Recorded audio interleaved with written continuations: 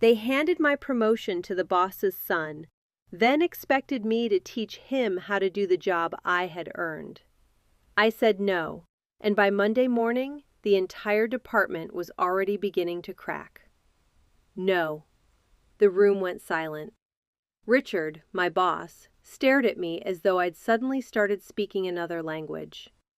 Beside him, his son Ethan leaned back in his chair with the relaxed confidence of someone who had never expected to hear that word. "I'm sorry?" Richard asked, forcing a smile.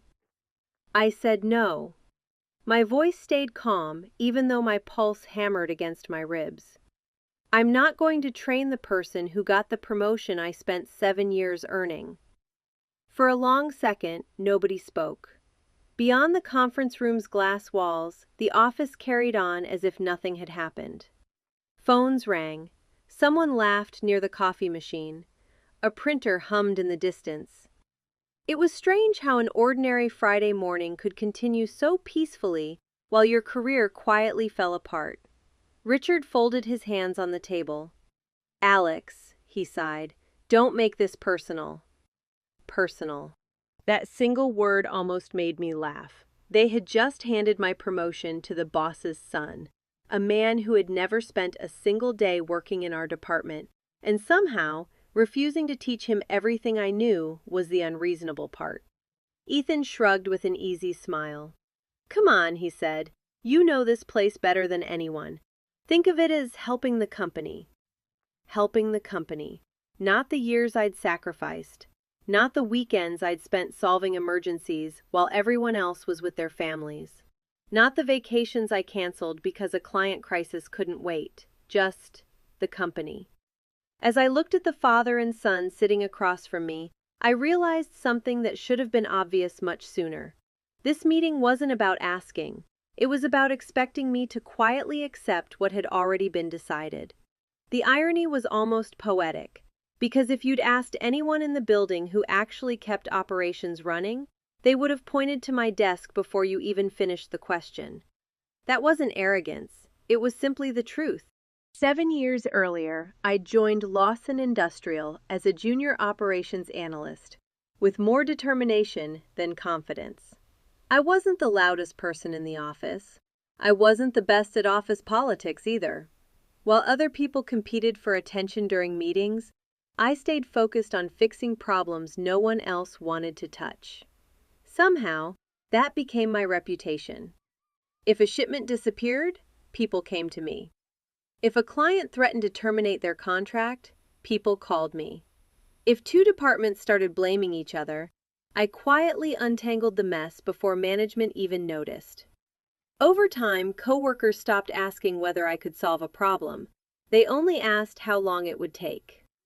Richard loved using me as an example during company meetings. "Our engine," he'd say, clapping me on the shoulder. "Alex always finds a way." Everyone applauded. Everyone smiled. The compliments sounded wonderful in front of an audience. Oddly enough, they never seemed to appear on my paycheck. Raises were always postponed until next quarter. Leadership opportunities were always being discussed. Promotions were always coming soon. I convinced myself patience would eventually pay off. Hard work had to matter eventually, didn't it? Last winter, things finally seemed to change. Richard started inviting me into leadership meetings. HR enrolled me in management training. I was given authority over several cross-department projects that normally belonged to senior managers. Even finance approved expanding the operations team under a future department manager. My future department, or so everyone believed. Rumors spread through the office faster than morning coffee. "The promotion's yours." Honestly, who else could they pick? "You've practically been running operations already." I smiled every time someone said it. Not because I wanted to celebrate early, because deep down, I believed exactly the same thing. Everything pointed toward one obvious conclusion: years of results, outstanding performance reviews, the trust of clients, the respect of coworkers. If promotions were based on merit, this one wasn't even close. Then, Thursday afternoon, Richard stopped beside my desk. "My office tomorrow morning," he said with an unusually cheerful smile. 9 sharp. That night, I barely slept. I kept imagining calling my parents afterward. My father had spent 35 years working at the same manufacturing plant. He always believed one simple thing: eventually, effort gets noticed. For once, I wanted him to be right. Friday morning arrived bright and clear. Sunlight poured through the office windows, reflecting off polished floors and rows of glass offices. There was an energy in the building that felt almost celebratory. At exactly 8:59, I knocked on Richard's door. "Come in," he smiled warmly. "Close the door." For several seconds, he simply complimented my work. "Alex, you've done incredible things for this department." "Thank you." "You've built systems nobody else fully understands." "I appreciate that." Then came the sentence that changed everything. "Which is exactly why we need you where you are." The words felt strangely out of place, like the first crack spreading across frozen ice. "I'm sorry." Richard stood and walked toward the window. "The executive team has decided to move in a different direction." Different direction. Corporate language always sounds polite right before it ruins your day. Before I could ask another question, the office door opened. A young man in an expensive tailored suit walked confidently inside. Perfect hair, luxury watch, fresh MBA. Zero experience inside our department. Richard couldn't hide his pride. "Alex," he said, "I'd like you to meet our new operations manager." He smiled broadly. "My son, Ethan." For a moment, I genuinely thought he was joking. No one laughed. Ethan stepped forward and offered his hand. "I've heard a lot about you." I shook it automatically. He looked around the office like someone inspecting a house he'd just inherited. Richard continued speaking as if announcing the weather. "Ethan will bring fresh leadership ideas." Fresh. Interesting choice of words. Experience apparently had gone out of fashion. Then came the part that hurt even more than losing the promotion. Richard looked directly at me. "You'll spend the next couple of weeks transferring your knowledge. Walk him through your systems, your vendor relationships, reporting structure, everything he needs to succeed." Everything. Not some things, everything. I looked from Richard to Ethan. Neither of them seemed embarrassed. Neither of them thought anything unusual had just happened. That's when I understood the promotion had never really been mine. It had simply been waiting for the right last name. I slowly took a breath, looked both of them in the eyes, and said the one word neither of them expected to hear. No. If they thought that was the end of the conversation, they were about to discover how badly they'd underestimated the employee they'd spent 7 years taking for granted. No. The word landed with so much force that even the low hum of the air conditioner suddenly seemed louder. Richard Lawson stared at me across the conference table, his fingers still resting on the leather folder he'd prepared before I walked in. Beside him, Ethan's confident grin froze for the first time since he'd entered the room. He looked less like the polished future manager he'd imagined himself to be, and more like a college graduate who had just realized not everyone in the room intended to applaud him. Through the glass walls, employees continued moving between desks, carrying coffee cups and laptops, completely unaware that the person who had quietly kept this department running for 7 years had just refused the one thing management had already decided was inevitable. Richard recovered first. "Olivia," he said slowly, choosing every word with the practiced patience of someone trying to calm a difficult client. "You're disappointed. I understand that. But this isn't about emotions. This is about what's best for the company." I almost admired how effortlessly executives could transform betrayal into corporate vocabulary. Yesterday, I was apparently valuable enough to deserve endless praise. Today, after giving my promotion to his son, I was expected to become a training manual with a heartbeat. "What's best for the company?" I repeated. You mean teaching someone with zero operational experience how to do the job I spent 7 years learning? Ethan leaned forward before his father could answer. You make it sound like I don't belong here. You said that, I replied calmly, not me. A flicker of irritation crossed his face. I graduated top of my MBA class. I nodded once. Congratulations! Now tell me, which of our 3 primary vendors always inflates shipping costs during the fourth quarter unless you renegotiate before September? Silence. Which client refuses email updates and only accepts phone calls before 10 in the morning? Another silence. Which inventory report crashes if finance uploads data before operations closes the weekly reconciliation? Ethan glanced toward his father, hoping for rescue. Richard cleared his throat instead. Those are details. Exactly, I said. Thousands of details. That's what this department actually runs on. For the first time since the meeting began, Richard's expression hardened. The friendly mentor disappeared, replaced by the executive who had spent decades giving orders that people obeyed without question. Enough. You'll begin knowledge transfer Monday morning. HR has already prepared the schedule. He slid the folder across the table toward me. I didn't touch it. I won't. Then I'll have to consider that insubordination. Call it whatever you like. My voice never rose. Somehow that seemed to frustrate him even more. I'm simply refusing to participate in replacing myself. Ethan let out a quiet laugh that sounded far more confident than he actually looked. You know, people are going to think you're bitter. I met his eyes. I'd rather they think I'm bitter than believe I helped create this mess. The meeting ended without anyone officially dismissing it. Richard simply closed the folder, stood, and walked to the window overlooking downtown. Ethan followed him a moment later, but not before giving me a look that clearly promised this wasn't over. As I stepped back onto the operations floor, conversations immediately changed volume. Nobody openly stared, yet everyone somehow knew something significant had happened. Office gossip traveled faster than company emails ever could. A few coworkers offered sympathetic smiles. Others suddenly became fascinated by their monitors. Years in corporate America teach people a valuable survival skill. Never stand too close to someone management has decided is a problem.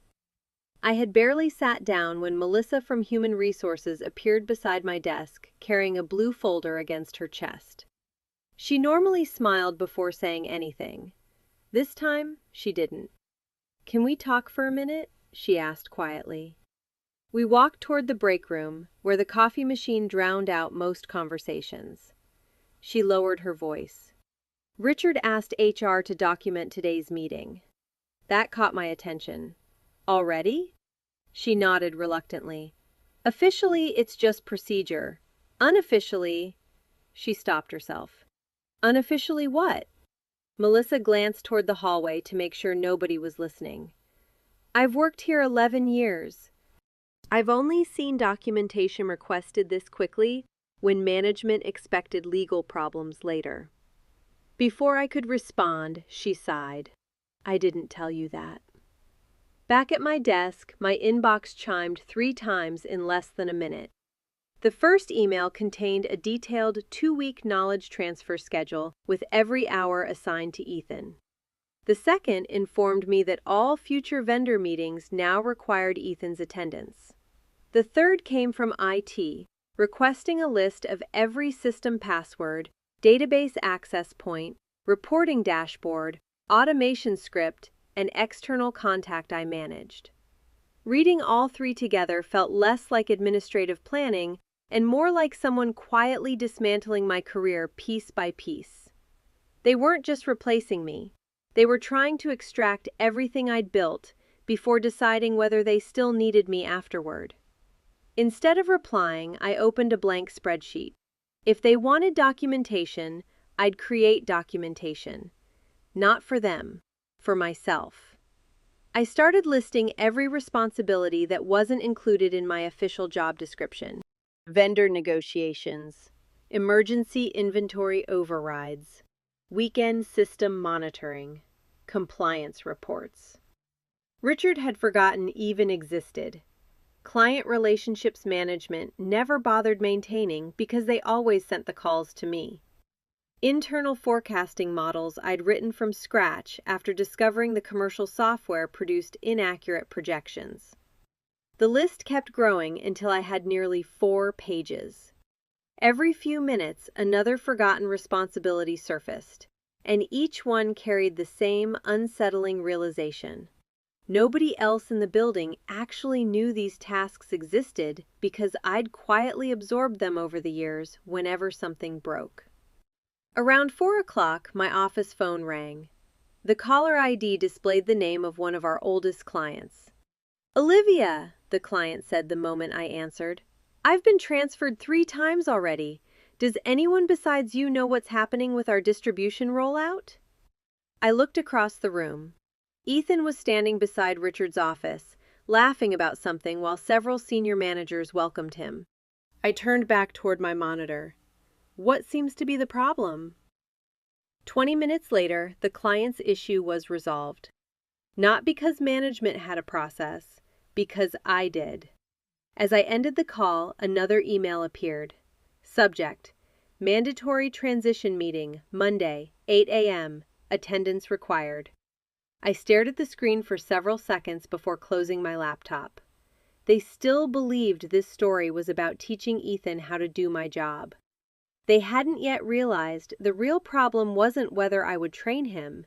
It was whether anyone in that building truly understood everything they had spent 7 years taking for granted. Don't assume today's confrontation was the biggest mistake they made. If you've ever watched someone get rewarded because of who they knew instead of what they earned, let me know in the comments. And if you're curious to see what happened after I refused to train my replacement, don't forget to subscribe. You won't believe how quickly everything started to unravel. Monday morning felt different. Word had already spread that I'd refused to train Ethan, and every conversation seemed to stop the moment I walked into the operations department. No one asked what had happened in Richard's office on Friday. They already knew enough. The only question left was whether management's plan would actually work. At 8 o'clock, Richard gathered the department for a brief announcement. Effective immediately, Ethan will oversee operations. I expect everyone to support him during this transition. He glanced at me for barely a second before leaving the room, making it clear there would be no discussion. Ethan stepped forward with the confidence of someone who believed he had already earned everyone's respect. He thanked the team, announced several efficiency improvements, and explained that too many of our procedures were slowing the company down. His first decision was to cancel the weekly supplier review because, according to him, we already have all the data we need. Nobody argued. Everyone simply returned to work. So did I. For years, I'd solved problems before anyone else even noticed them. If another department missed a deadline, I fixed it. If inventory numbers didn't match, I stayed late until they did. If an important client needed answers after hours, my phone was usually the one that rang. None of that was part of my job description. This time, I only handled the work I was actually paid to do. The consequences appeared faster than I expected. Before lunch, logistics informed Ethan that one of our biggest suppliers wanted an urgent call about a shipping issue. He told them to send an email instead. An hour later, compliance called because incorrect documentation had been approved for 2 outgoing shipments. Ethan insisted everything was under control. It wasn't. Normally, I would have stepped in, corrected the paperwork, and prevented the problem from reaching senior management. Instead, I stayed at my desk. The people responsible for those decisions could handle them themselves. By mid-afternoon, frustration had spread across the department. Supervisors were walking in and out of Ethan's office every few minutes. Conversations became shorter, doors closed harder. Even employees who had welcomed him that morning were starting to look uncertain. Melissa from HR quietly stopped by my desk. "Can I ask you something?" I nodded. Were you handling most of the vendor negotiations yourself? Yes. And compliance reviews? Most of those too. She frowned. Richard told senior leadership those responsibilities were divided between several managers. On paper, they are. Melissa looked around the office before lowering her voice. I don't think anyone upstairs realizes how much you've actually been doing. Before I could answer, my phone rang. The caller ID belonged to one of our largest clients. We've been trying to get answers all day, the operations director said. Everyone keeps telling us something different. Can someone please explain what's happening? I opened the project schedule and spotted the mistake almost immediately. Ethan had rearranged production priorities to make the schedule look more efficient. Instead, he'd created a conflict that would delay shipments to 2 major facilities if it wasn't corrected before the end of the day. Fixing it would take me less than 15 minutes. For a moment, I just stared at the screen. Then I remembered something. I wasn't responsible for operations anymore. Without saying another word, I transferred the call to the manager officially assigned to that account. When I looked toward Richard's office a few minutes later, he, Ethan, and 2 senior managers were already locked inside an emergency meeting. The confidence I'd seen that morning had completely disappeared. As I packed my laptop to leave, a company-wide email appeared in my inbox. Subject: Internal Operational Audit, Mandatory Executive Review. A formal complaint from one of our biggest clients had triggered an internal audit. Less than 2 business days after giving Ethan my promotion, management was already being asked to explain the decision. And somehow, I had a feeling this was only the beginning. The operational audit changed everything. For the first time since Richard announced Ethan's promotion, the conversations happening behind closed doors were no longer about me. They were about missed deadlines, inconsistent reports, frustrated clients, and one uncomfortable question that kept coming up during every executive meeting. Who had actually been running operations? By Wednesday afternoon, the auditors had interviewed nearly everyone in the department. They weren't interested in office politics. They wanted facts. Who approved vendors? Who handled compliance issues? Who solved client escalations? Who kept production schedules on track? Almost every answer eventually pointed back to me. Melissa from HR later told me that several executives were genuinely shocked.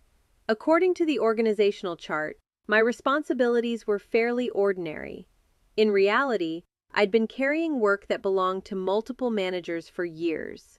The audit didn't expose a single mistake. It exposed a system that had quietly depended on one employee without ever recognizing it. Meanwhile, Ethan looked completely different from the confident man who had stood in front of the department on Monday morning. He wasn't arrogant anymore. He looked exhausted. Every few minutes, another manager walked into his office with a new problem that someone else used to solve before it ever reached his desk. None of those issues were impossible, but together they created a workload he had never expected. For the first time, I almost felt sorry for him. Almost. Because none of this had happened overnight. I'd spent years warning Richard that operations depended too heavily on undocumented knowledge. Every suggestion I'd made about creating better procedures had been delayed because there was always something more important. Now everyone understood why I'd kept asking. Thursday afternoon, Richard finally asked me to come to his office. This time there were no threats, no lectures, no speeches about loyalty. He simply looked tired. I made a mistake, he admitted quietly. I underestimated everything you were doing here. For a few seconds, neither of us spoke. Then he slid a folder across the desk. Inside was a formal offer. My promotion, a significant salary increase, a retention bonus, complete authority over the operations department. 6 days earlier, it was everything I'd wanted. Now, I closed the folder and pushed it back across the table. I'm sorry, I said, but you're too late. Richard looked confused, until I told him the truth. The night before, another company had offered me a position leading operations for their entire regional division. They hadn't asked me to prove my value. They had already seen it. As I stood up to leave, Richard didn't try to stop me. I think he finally understood that this had never been about a title. It was about respect. And once that's lost, sometimes no promotion is enough to earn it back. My last week at the company felt strangely quiet. Nobody argued with my decision anymore. The audit was still ongoing, senior executives were holding meetings almost every day, and the confidence that had once surrounded Richard had completely disappeared. Employees who had barely spoken to me before were suddenly stopping by my desk just to wish me luck. A few even admitted something I hadn't expected. "We always knew you were doing more than everyone else. You deserved that promotion years ago." I should have said something sooner. I appreciated their honesty, but it didn't change anything. Support that comes after the damage is done isn't really support, it's regret. Richard never asked me to reconsider again.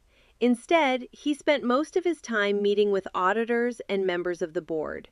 Rumors spread quickly throughout the building. Several executives had questioned why so many critical responsibilities had been assigned to someone whose job title never reflected the work she was actually doing. No one seemed to have a good answer. Ethan surprised me the most. On my second to last day, he stopped by my office. He looked nothing like the confident man who had walked into the department a week earlier. "I owe you an apology," he said. "I thought this job would be easy. I honestly believed everyone was exaggerating." For the first time, he wasn't speaking as Richard's son. He was speaking as someone who had finally experienced the pressure himself. "I shouldn't have accepted the promotion without understanding what you actually did." I looked at him for a moment before answering. "This was never really about you." He frowned. "It was about a company that believed experience could be replaced without even trying to understand it." He nodded quietly. "I understand that now." And I believed he did. Friday afternoon, I packed the last few things from my desk. A framed photo, a notebook, my favorite coffee mug. 7 years of work had been reduced to a single cardboard box. As I walked through the department one final time, people smiled, shook my hand, and wished me well. This time, the respect felt genuine. Ironically, it arrived only after I'd decided to leave. When the elevator doors closed, I realized I wasn't angry anymore. I wasn't walking away because I'd lost. I was walking away because I'd finally stopped accepting less than I deserved. The following Monday, I started my new job. No one asked me to prove my value. No one expected me to work for free. They simply welcomed me, introduced me to my team, and trusted me to do what I had spent years doing successfully. A month later, I heard that Richard was no longer leading operations. The board had reassigned the department while they reviewed the audit's findings, and Ethan had been moved into a junior management role where he could actually learn the business instead of trying to lead people with years more experience than he had. The company survived. It had to. But rebuilding trust, with clients and employees alike, would take much longer than replacing a single manager. Looking back, I don't think refusing to train Ethan cost me my promotion. I think it revealed something much bigger. They spent years treating me like I was replaceable. The moment they finally had to prove it, they discovered I never was.